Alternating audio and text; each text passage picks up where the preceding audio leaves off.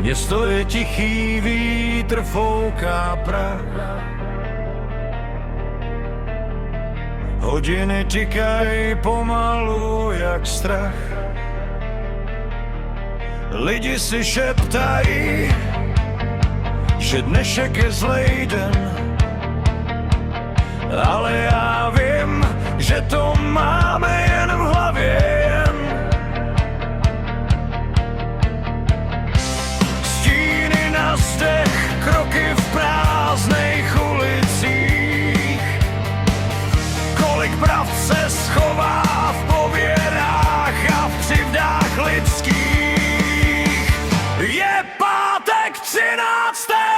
svět se prej bojí.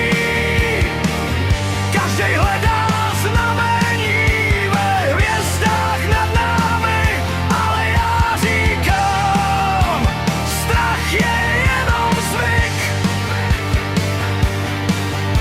co nosíme v srdci, jak starý kříž.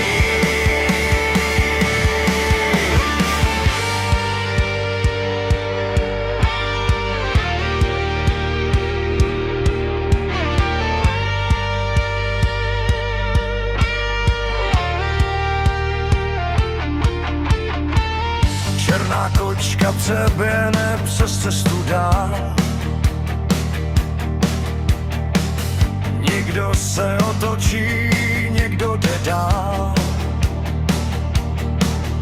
Kolik kroků ztratíš kvůli cizím snům?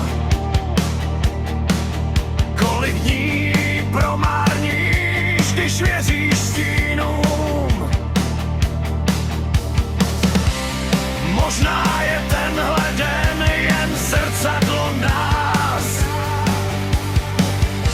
co ukáže pravdu, když stiší se hlas.